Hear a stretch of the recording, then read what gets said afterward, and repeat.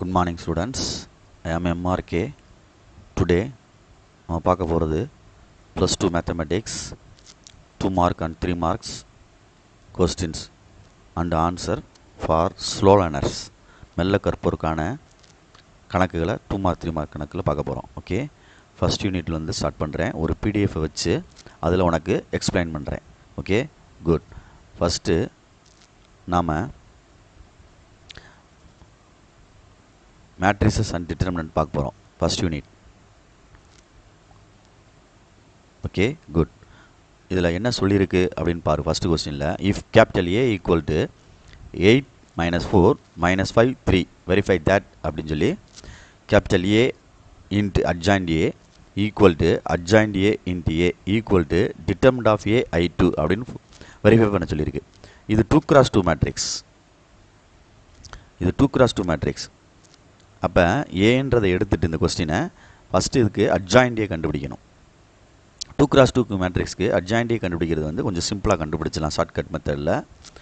But ஒரு மேட்ரிக்ஸ்க்கு வந்து நாம் அட்ஜாயிண்ட் மேட்ரிக்ஸ் கண்டுபிடிக்கணும் அப்படின்னா கோஃபேக்டர் கண்டுபிடிச்சி டிரான்ஸ்போஸ் தான் பண்ணணும்.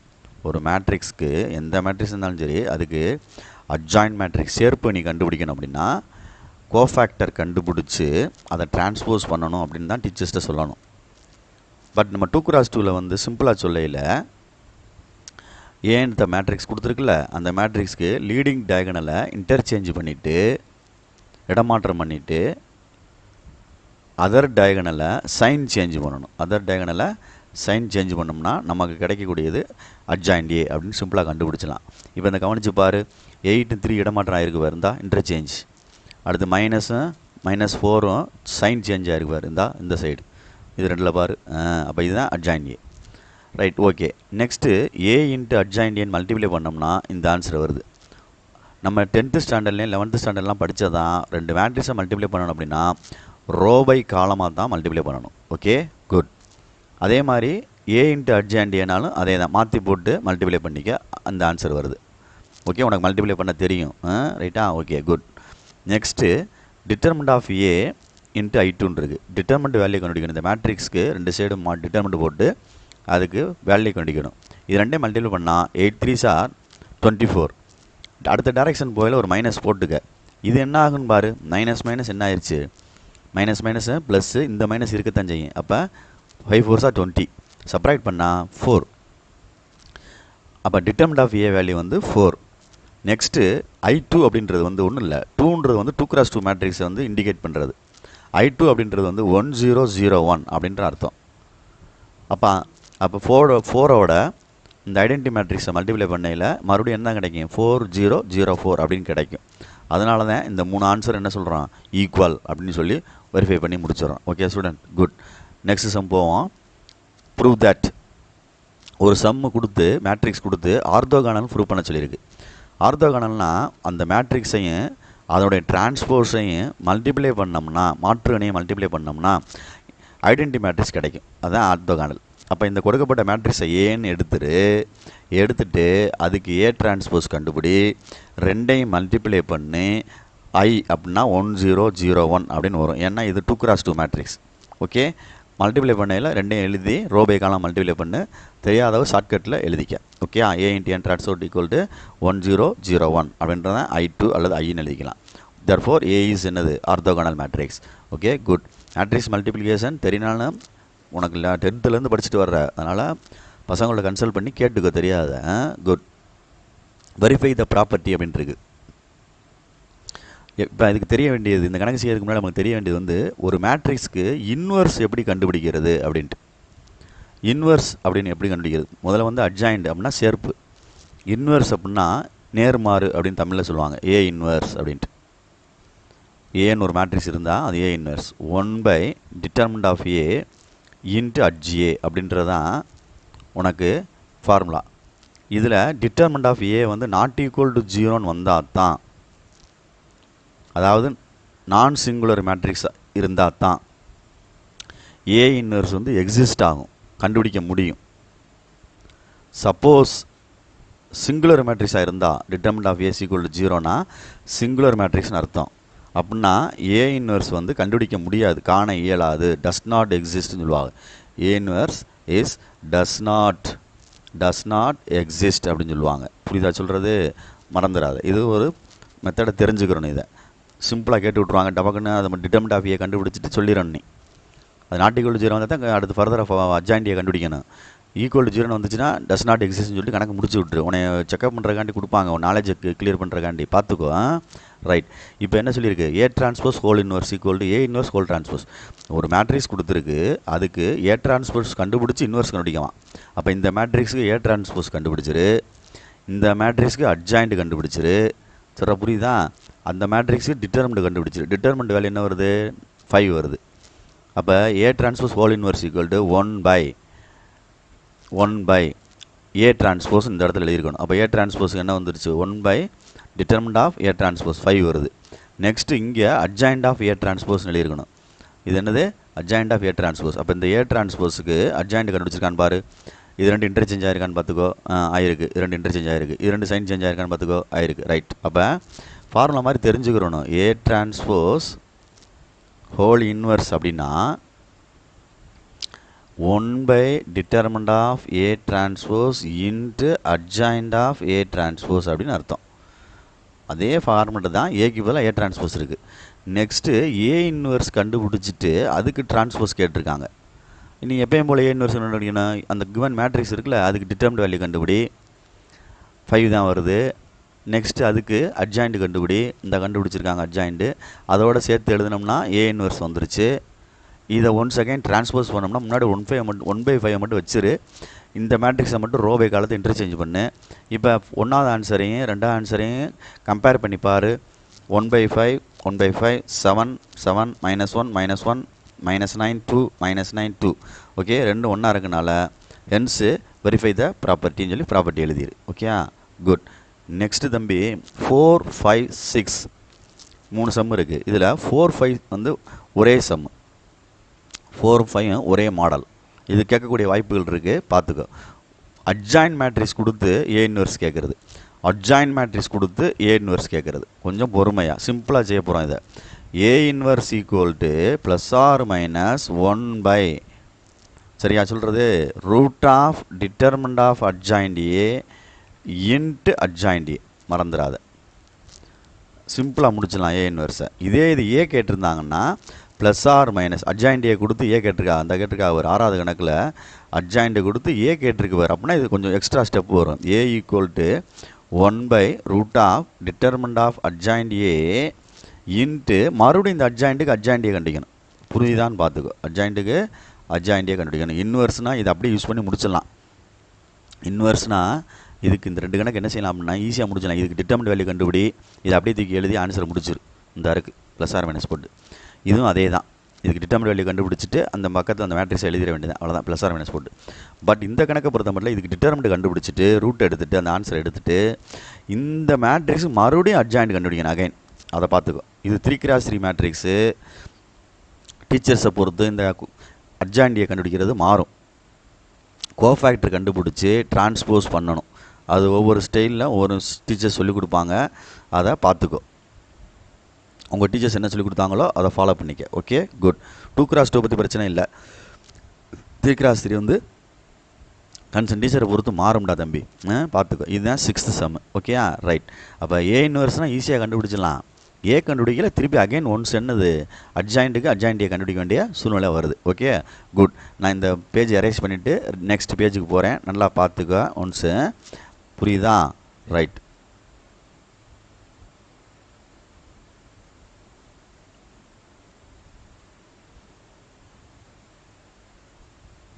செகண்ட் பேஜ் மூவ் பண்ணுறேன். Okay, good. இப்போ பாரு, 7th சம்.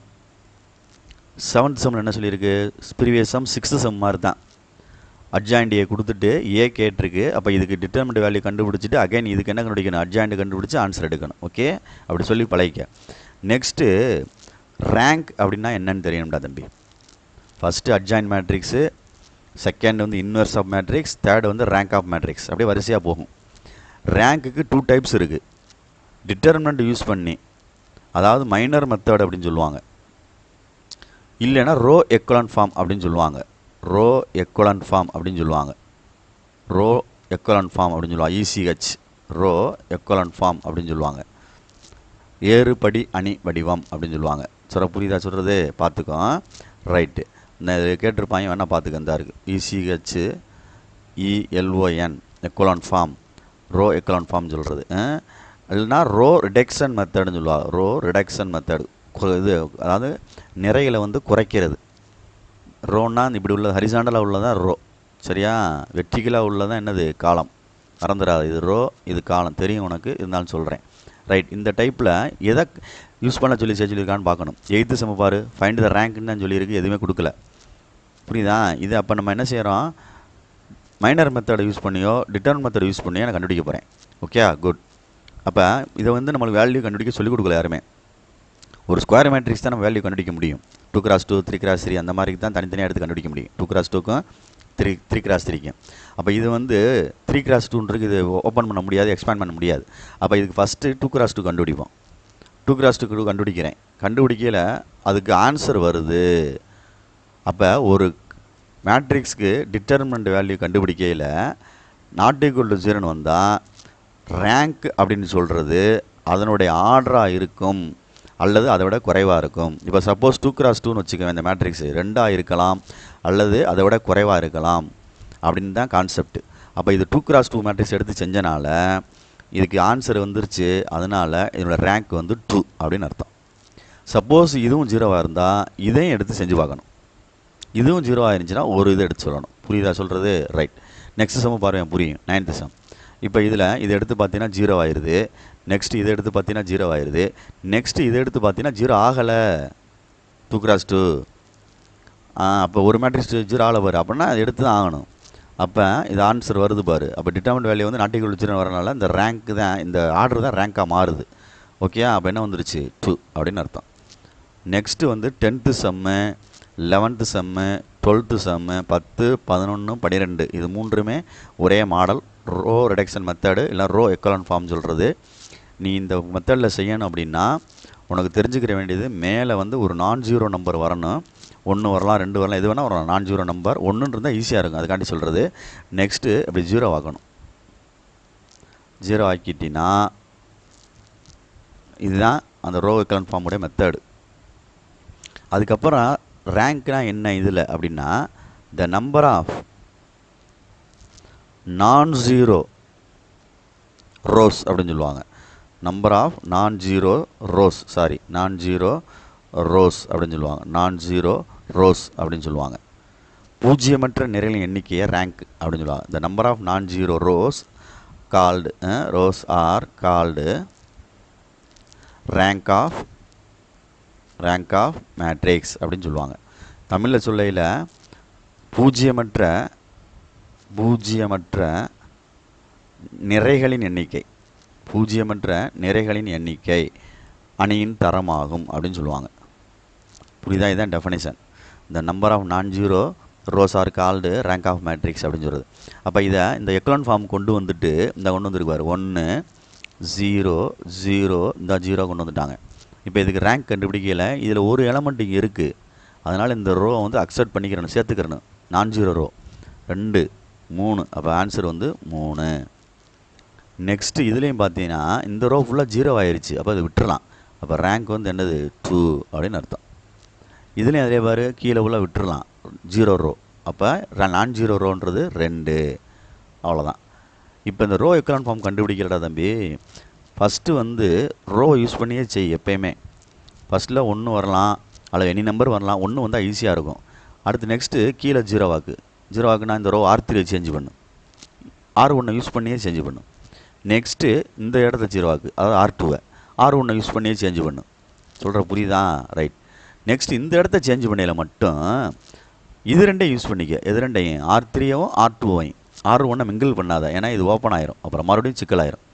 அப்போ ஃபஸ்ட்டு ஸ்டெப்லையும் செகண்ட் ஸ்டெப்பில் செய்யலையும் R1 வந்து யூஸ் பண்ணிக்க. கடைசியில் இந்த இடத்துல 0 ஆகிறதுக்கு என்ன செய்யணுமோ அதில் R3யும் R2 வச்சு அட்ஜஸ்ட் பண்ண பாரு. என்ன ரோ எக்குவலன்ட் ஃபார்ம்ன்றது வந்து ஒன்றும் கிடையாது.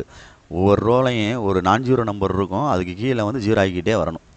இப்போ இந்த கணக்கில் இது நான்-ஜீரோ நம்பர்னால் 0, இது 2வது ரோவில் இது நான்-ஜீரோ நம்பரு. அப்போ இந்த நம்பர் என்ன செய்யணும், கீழே ஜீரோ ஆக்கிறதுக்கான முயற்சி எடுக்கணும். அவ்வளோதான். புரியுதா சொல்கிறது? இந்த ரெண்டாவது ரோவில் இதுதான் -1 தான் நான் ஜீரோ நம்பரு. அது கீழே ஜீரோ ஆக்கணும், இந்த ஆக்கிட்டாங்க பாரு ஜீரோ. அது ஆக்கிறதுக்கு தான் முயற்சி எடுக்கிறது. புரியுதா சொல்கிறது?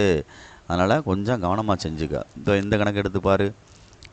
இப்போ இந்த கணக்கு 1 இருக்குது, அது கீழே ஜீரோ ஆயிடுச்சு. இதான் ஃபஸ்ட்டு ரோ நான் ஜீரோ நம்பரு, இது ஜீரோ ஆயிடுச்சு. இதில் இதுதான் நான் ஜீரோ நம்பரு, இது கீழே இது என்ன ஆக்கணும், ஜீரோ ஆக்கணும். இந்த அங்கே அடுத்த ஸ்டெப்பில் என்ன செஞ்சுருப்பாங்க பாரு, இந்த ஆக்கிட்டாங்க. புரியுதா சொல்கிறது? ஒரு நம்பர் ஆஃப் நான் ஜீரோ நம்பர் இருக்கோ, எந்த ரோவில் இருக்கோ அது கீழே ஜீரோ ஆக்கணும். அப்படியே ஆக்கிட்டே போகணும், வேறு ஒன்றும் கிடையாது. இதுதான் அந்த ரோ எக்கலான் ஃபார்ம் அப்படின்றது. அதுதான் சிம்பிளாக 1 0 0 அப்படின்ற மாதிரி சொல்லுவாங்க. Right, very good. பார்த்துக்க. நெக்ஸ்ட்டு பேஜ் மூவ் பண்ணுறேன், இதை எரேஸ் பண்ணிக்கிறேன், பார்த்துக்க கேர்ஃபுல்லாக.